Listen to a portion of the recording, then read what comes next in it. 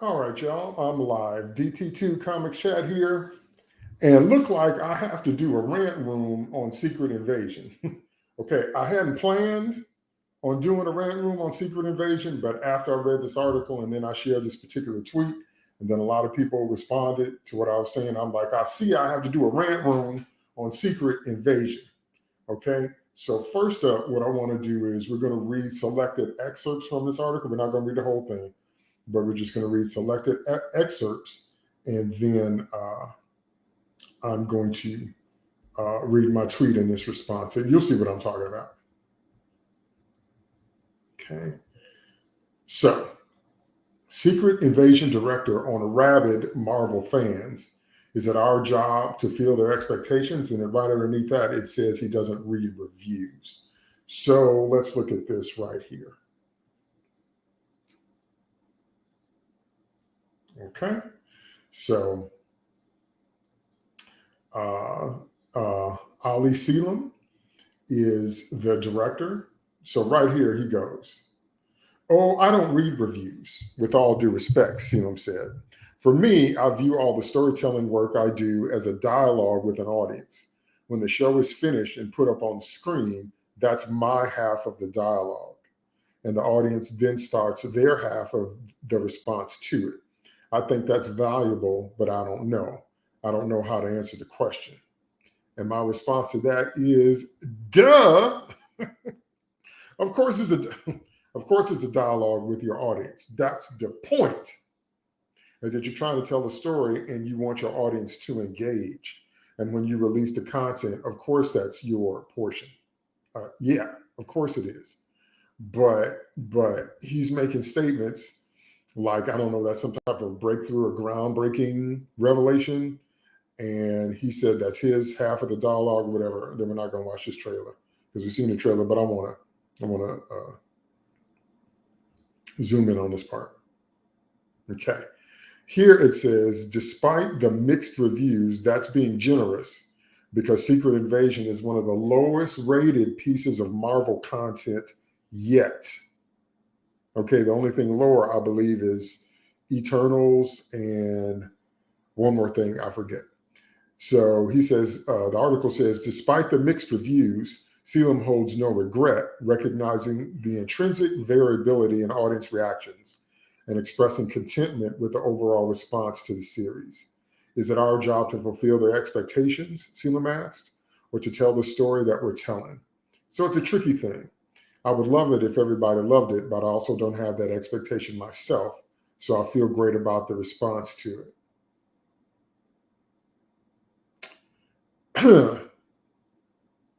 The truth of the matter is, whatever content you put out there, you want it to succeed. A part of you as a creator and as a creative person has to be content that you did it. But then when you get the feedback and the audience response to it, you actually want it to succeed. Okay. Especially if you're putting it out there commercially. If you're putting stuff out there commercially, you're asking people for three things.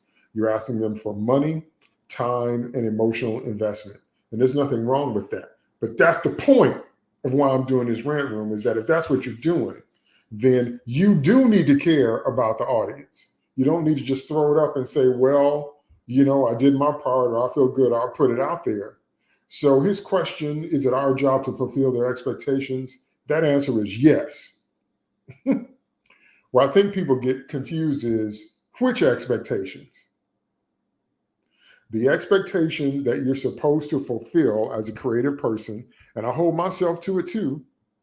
If I've written something poorly or something didn't come together and it's not my best work, I understand that. And I understand why people respond that way if it's not that good or didn't go where they expected or whatever. But again, is it our job to fulfill their expectations? Yes. The expectation of telling a good story and telling it well. See, our job as writers, and I'm going to get into this when I review my tweet, but our job as writers is to create an interesting story with a compelling plot, with colorful characters, and take our audience on a journey with those characters. That's our job. That's what storytelling does. The medium is different. Like if you're using animation, if you're using comic books, 2 dimensions, or if you're using film, small films, feature films, or if you're using a play, a theater production, whatever you're doing, if you're using an audiobook, whatever, our job is to create a compelling adventure, a compelling story with very colorful characters, and then take them on that journey. Okay. So, yes, that expectation from the audience is 100% completely legit because that's our job. See, don't nobody else say stuff like that. Do you go to the auto mechanic, and the auto mechanic says, "Shall I fulfill your expectation of fixing your brakes?" I don't know. I'm gonna put the car up on the jack, and we'll see how it comes out. Really? Do you go to the dentist and the dentist says, "Should I fulfill your expectation of filling your cavities and giving you a root canal?" I don't know. I don't get into that. I just take my drills and hit your teeth and we'll see how it turns out. That's why I had to do a rant room about it, because no other profession does stuff like that except creative people. No, you can't control how people respond. No, you can't control how the audience responds to it. No, you can't. But you can control your work ethic. I hold myself to this. I'm not talking about other people. I'm talking about me. I hold myself to everything I'm saying. Okay? Because I understand my job as a writer. But there's no other field where they say silly stuff like that. Is it our job to fulfill their expectations? Yeah. That's why they come to you. When you go to the grocery store, you expect to get some groceries. Okay? When you go to the Home Depot, when you go to any type of store where you have building supplies, where you have household appliances, where you have just raw lumber, you expect to buy things to improve or repair your house. That's why we go there. So it is not this big leap for writers to understand that the expectation of telling the best story you can and telling it in the best way you can is a legit expectation. It doesn't mean necessarily that every writer will hit every time, but you're supposed to try. Is that what Olympic level athletes do? Do they get out there and do they give you some kind of half-baked 50% effort? Do you win gold medals with a half-baked 50% effort? I'm just asking a question. Okay? Is that what you want from your NFL quarterback? Some kind of just, half-baked, just kind of blasé effort? Is that how you win Super Bowls? Is that how you get championship rings, with that kind of attitude? So it's completely legit for your audience to expect you to come up with as good of a story as you can and as good of characters as you can and tell that story the best way you can. As you write, you get better. Every top level writer that I've studied said the same thing. James Patterson, Aaron Sorkin, Stephen King, every top notch writer said the same thing. They said, when I first started writing, I sucked. So I kept writing till I didn't. That's worth the price of admission right there. They said, all the top people said, when I first started writing, it was awful. And so I kept writing till it wasn't.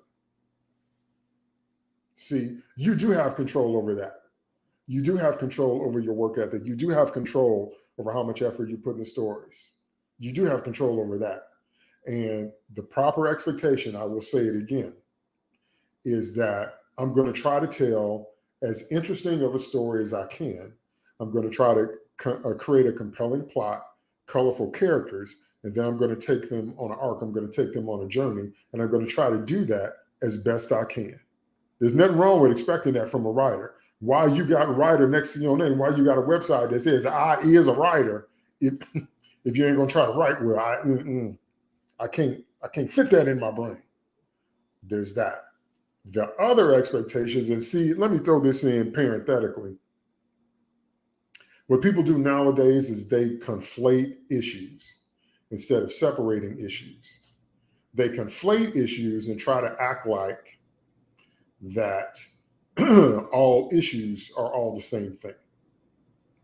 That all issues just feed into the same thing, and you can paint them all with the same brush, and that's actually not the truth. You actually need to learn how to separate your issues and identify them one by one, because they're not all the same, and they're not all conflated in the same kind of zone. What do I mean specifically by that? I'll tell you what I mean by that in this context. The expectation that it's good to have is that we're going to write as good of a story as we can. The expectations that they're talking about when they call us rabid, and when they talk about angry fanboys and all that different kind of stuff, they mean the expectation of telling the story that you had in your head. Now, it's not possible to tell a story that fits the head canon of every member of your audience. Let me say that one more time. It's not possible. And I try not to spend my life doing things that are not possible. It is not possible to tell a story that fits the precise details at every point of the headcanon story, or the story that you dreamed up in your head. That's not possible. But you know what is possible? What is possible is telling a story that honors the characters. Now, once again, that is a legit expectation. That's why people that hate canon and don't care nothing about canon don't know what they're talking about. They're not writers, because canon gives your story cohesion. Canon gives your story meaning. Canon gives your story stakes. And if you have a story without cohesion, if you have a story without meaning, and if you have a story without stakes, then you have no story at all. That's like a body without a skeleton. That's like a car without a frame. No, you need canon. And so you cannot match every precision detail of the movie or the story that was playing in the heads of every member of the audience. No, you can't do that. But what you can do is be true to the characters in the story world that you're writing in. Now, if you created the story world, then your characters can do whatever you want. Your story physics, your world building can be whatever you want it to be. But once you create it, you have to honor it. Once you create it, you have to stick to it.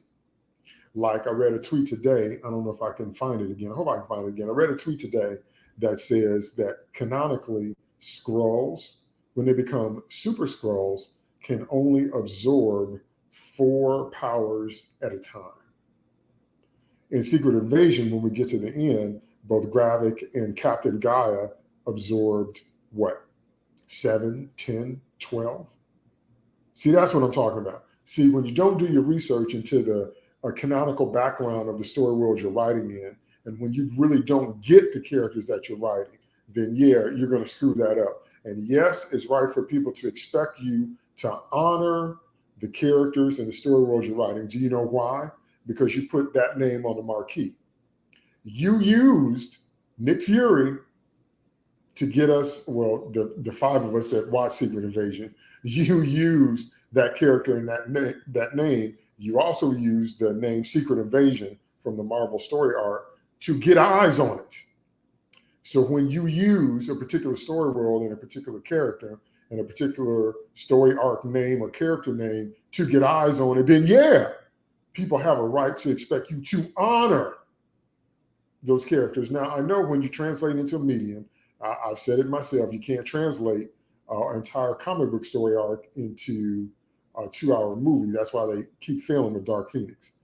But if you're going to do episodic TV, you can get some stuff in there. But that is a legit expectation that when you put that name, that's as simple as when I crack open a can of Pepsi, I don't expect to taste Mountain Dew.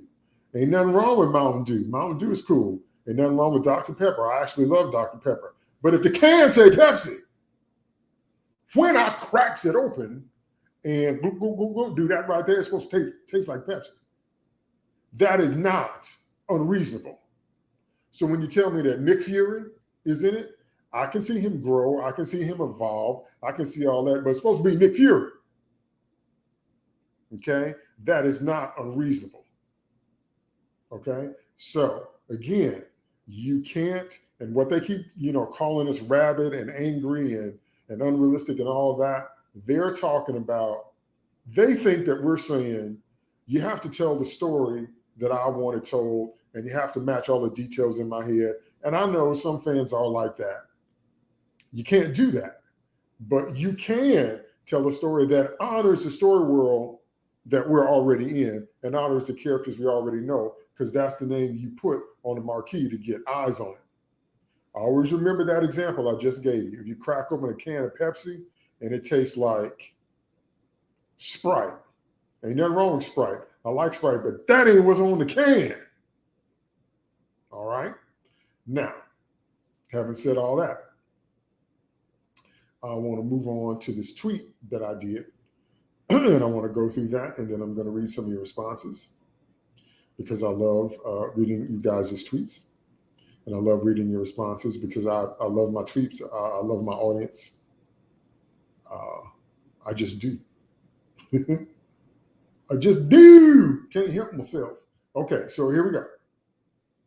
So this was my response. So I just read the article, and then here's the tweet that gives the link to the article. This is my Twitter response to him talking about should he meet audience expectations. I said, number one, tell me you've missed the point without telling me you've missed the point.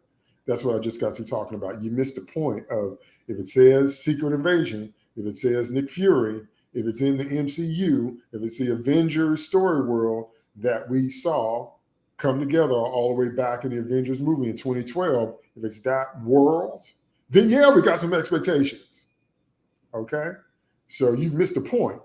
Number two, rabid is so ridiculous, there's no need to address it. I just told you about that. When people throw terms like that at me, they pretty much just bounce off because they're so silly.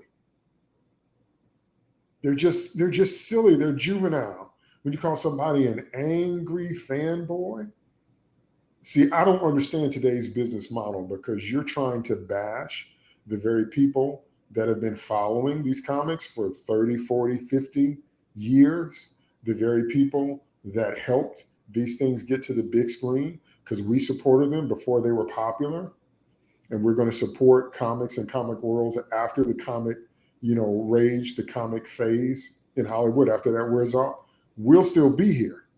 So I don't understand, just like I said it in one of my reviews, the whole phrase, fan service, taking on a negative connotation. What's wrong with pleasing the fans? That makes no sense to me. So stuff like that just sounds silly to me. You know why it sounds silly to me? Because there's no other industry that does that. There's no other industry that makes a point of attacking the very people that buy their goods and services. That's why it's so silly. Okay? Point number three, our job as writers, no matter what level we're at, is to tell good stories. I just went over that. Dentists and NFL quarterbacks understand their jobs, but we don't seem to. That's right. That's right. Just went over that. Okay. For the millionth time, you can't use the title of a story arc from the comics and then flat out refuse to tell that story. That's an insult to the intelligence of your audience, because it really is. Okay. Now I'm going to talk about in a minute, because I did another tweet on what I thought Secret Invasion should be. So I'm going to talk about that in just a second. But, don't call something Dark Phoenix and then it's everything but Dark Phoenix. And don't call something, a story about Nick Fury or put him on the marquee or make him the central character, and then he's not even involved in the climactic battle. He doesn't, he's not the one that's involved in all this other stuff, and it's just another bait and switch. And then you end up creating a whole new character that doesn't exist in the comics and nobody's ever heard of, and they're literally the most powerful character in the MCU, and they shouldn't exist based on Skrull canon.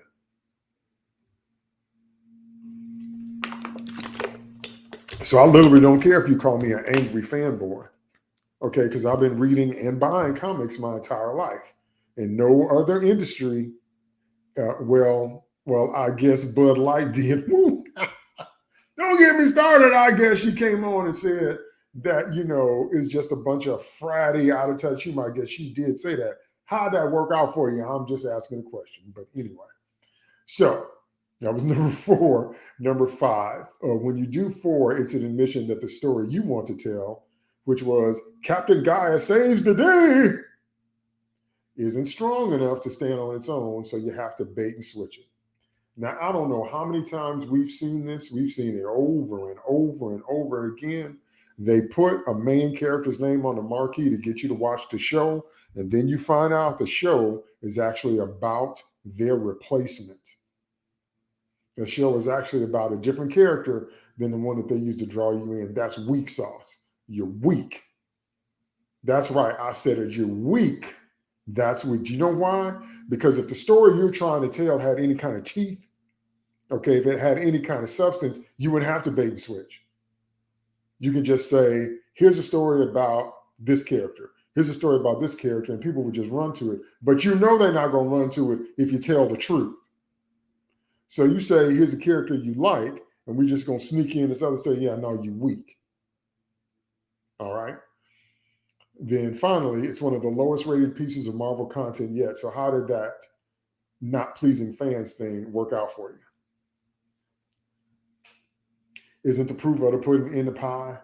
No, there's only a few people that even reviewed this. I was looking on YouTube, and very few people even reviewed Secret Invasion, no less watched it. And I'm like, man. And people are talking about, superhero fatigue and the MCU is dead. And that's not it. That's not what people are tired of. How you see, once again, people that say stuff like that don't read comic books because they don't know what they're talking about. Superman has not been out of print since 1938. Batman has not been out of print since 1939. And every medium that you can tell a story in, Superman and Batman have been in.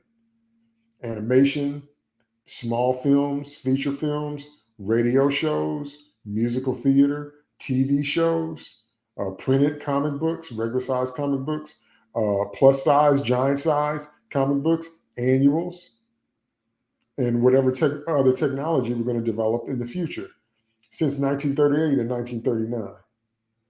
So don't tell me people are tired of superheroes. No, they're not. What people are tired of is badly written superheroes. Don't tell me that people are tired of superhero content and superheroes are going to go the way of the Western. No, they won't. People are tired of stories that are not compelling. People are tired. Some people are wondering why Shazam 2 didn't do well. It didn't do well because superhero stories can no longer be average. People are tired of the same old tropes. People are tired of being able to predict the ending of the movie before you see it. People are tired of the same old predictable villains, predictable heroes. Okay, where your cliches have become cliche. A cliche is a metaphor that's lost its teeth. So that's what people are tired of, not good stories and not superheroes. Okay, let me look right quick at some of your tweets. Tressa said, TRESOB, I'd see their point if Secret Invasion had really risen the MCU to the level of Citizen Kane in terms of artistic quality and blessed our hearts for trying. Maybe in 50 years, media scholars will recognize the genius of Secret Invasion. It seems unlikely, though. I'd have to agree, okay, because it wasn't hidden artistic genius, okay? They even admitted in another article they were making it up as they went along. Okay, look that article up. You see, I'm not making it up. The writers admitted that they were just kind of, pulling it out of the sky as they went. Okay, Geek to Me Radio. My friend James, he said, spot on comment. Thank you.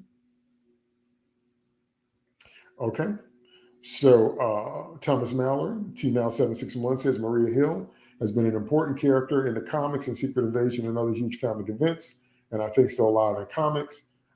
She actually became the head of S.H.I.E.L.D. I know folk be like, you comic dudes are so anal when it comes to MCU, but there was no need to kill Hill.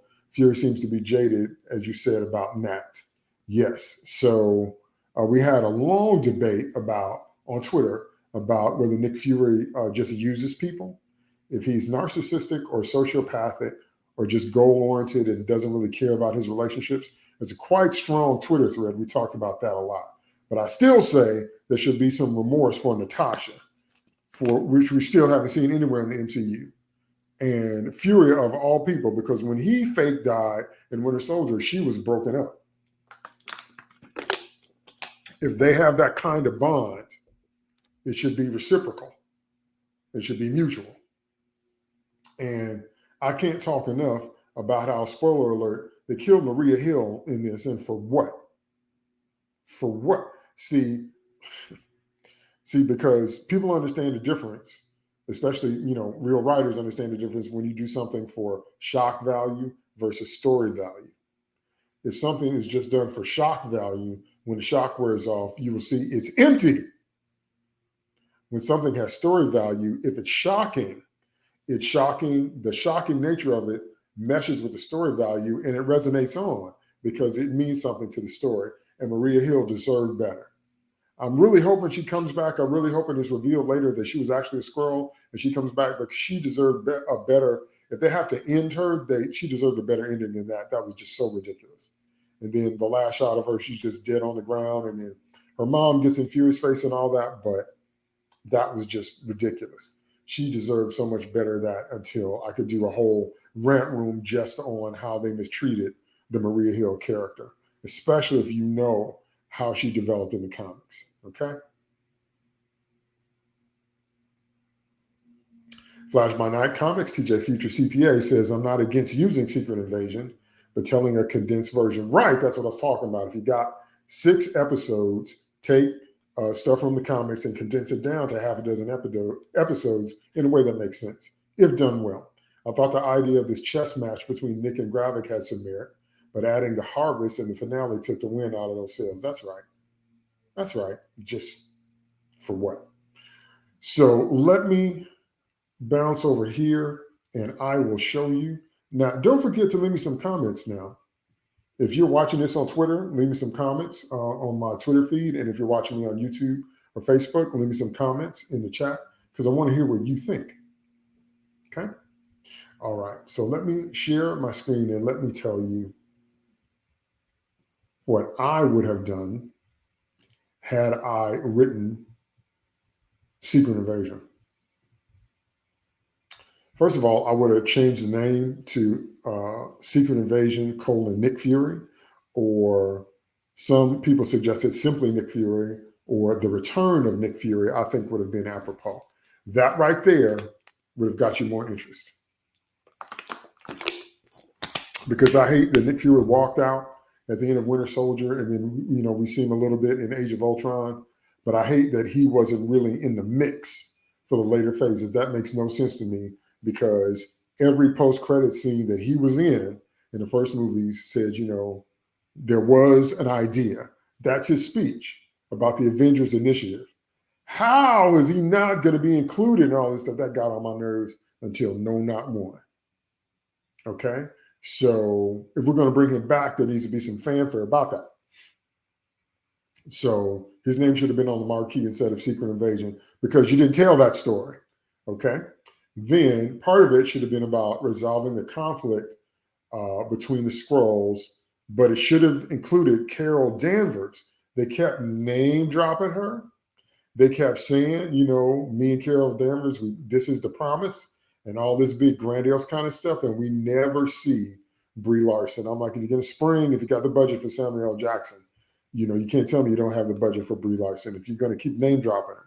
And Captain Marvel does not show up once in Secret Invasion. I'm like, that doesn't make any sense. If the two of them are the ones that made the promise, there should be at least 3 to 4 episodes with the two of them dealing with the Skrulls. And of Carol Danvers explaining her side of being out there searching and finding the planet. But the truth of the matter is, in the show, okay, the Skrulls are a spacefaring race. They could have found a planet. In the end, fake Fury, which was Captain Gaia, said, just get off Earth or whatever. So it kind of, softballed the Skrulls and kind of nerfed them to make them seem like they were so dependent on human technology to find another planet when they're already a spacefaring race. And so, that whole thing was ridiculous. But anyway, I wanted to see Captain Marvel. I wanted to see her face up to her part of causing this issue. She should have been there. That decision baffled me. But if I wrote it, she would have been there.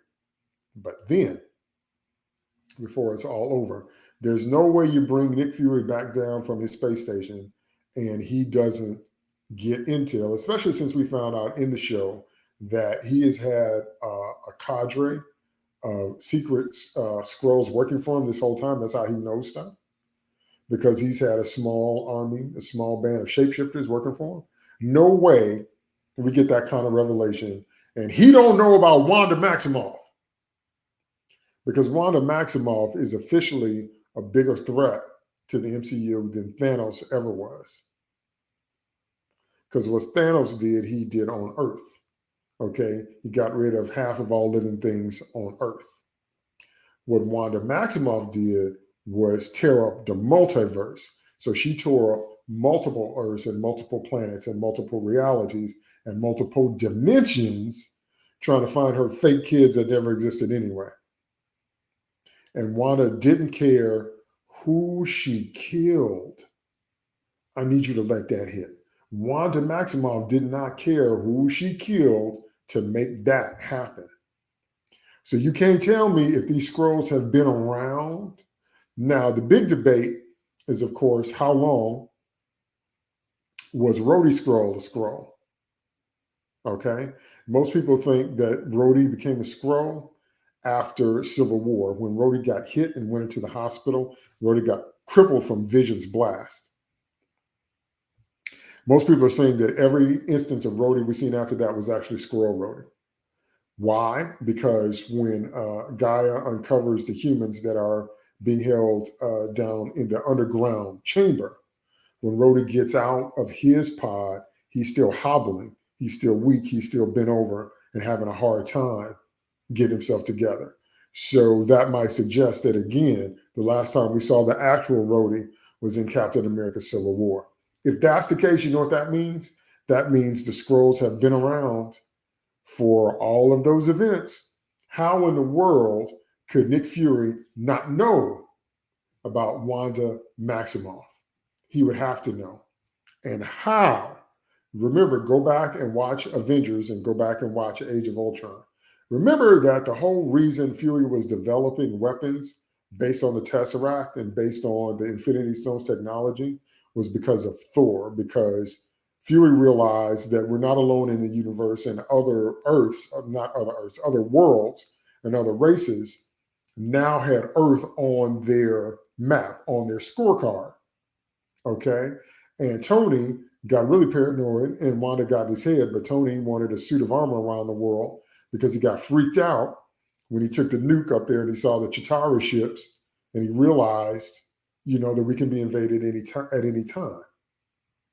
So that being the case, you can't tell me if that's the reaction, and that's why Fury put the Avengers together and was working with the Tesseract in the first place. You can't tell me that he wouldn't have that level of reaction to Wanda Maximoff, because she is a bigger threat than the Chitauri, and she is a bigger threat, way bigger threat than Thanos. So if I wrote it, I would have had it to where at least the last 2 episodes would have been dealing with that. And then once that gets on his radar, then even if he goes back up to his ship with his Skrull wife, the focus would have been putting together a new team to defeat Wanda. What's to stop Wanda? Because she's going to come back. I know she, quote unquote, kills herself at the end of Multiverse of Madness, but that don't mean nothing. Nick Fury would be thinking, what's to stop Wanda from coming back and doing it again? Okay. And WandaVision was ended so poorly until it's an insult to anybody with a brain and a soul, because Wanda's a flat out villain. She captured people. She tortured them. She did a whole bunch of stuff. She's not a hero. She's a straight up villain. So you can't tell me that nothing needs to be done about her. So that would have been the impetus for bringing in the new Avengers. And I would have thrown some hints in there to both the Fantastic Four and the X-Men. because no way you should be trying to go up against Wanda Maximoff without the brain of Reed Richards and then the power of his team. You've got Captain Marvel, that's all good, but you need Charles Xavier, and you need to be calling all cards, man. You need to be calling in every gun in the MCU if taking down Wanda is your goal. You understand that? Because Wanda, as it stands right now, is kind of in the dark Phoenix role in the MCU, meaning that if she go dark, if she go bad, lots of people are going to get hurt and lots of people are going to die. You understand? That is the picture they painted of her in Multiverse of Madness, which was not a Doctor Strange movie. Okay, it was a follow-up to WandaVision, but that's another video. You understand that? See, so Secret Invasion had so much potential. Secret Invasion could have been so much better than it was. Secret Invasion could have really changed the game. Secret Invasion could have really changed the stakes. Secret Invasion could have really ramped us up for a new Avengers, for a new reason for there to be some new Avengers. Getting the old ones back together that are still alive, and then adding some new ones because of the looming threat of the Scarlet Witch. Then we can go many different places from there. We can go House of M. We can do a lot of different things from there. But I mean, I couldn't believe the almost complete disconnect. I understand they wanted to tell on some level a self-contained story, but remember that everything Marvel is setting up the next thing. So we just got used to that. So I didn't understand how this wasn't connected. You know, maybe it's connected to the Marvels, but it should be connected to something much bigger than that, namely stopping the Scarlet Witch in case she comes back and goes dark again. What's to stop her? Who's to stop her? What's going to stop her? Okay. So that's it for this rant room. I just had to follow up on Secret Invasion because I realized I had a lot to say, especially when he started talking about, you know, is it our responsibility to meet expectations and all that? Yes, it is. And to say once again, because I say it every day on Twitter, that we are not tired of comic books. We are not tired of superheroes. And we're not tired of comic book movies. We're tired of bad comic book movies. We're tired of bad takes on pre-established characters. And we're tired of people that don't know what they're talking about and don't care about the characters or the audience running these franchises into the ground. That's what we're tired of. And I'll end it right there. Thanks for checking me out on this rant room on Twitter, YouTube, and Facebook. And I will see you in the next video.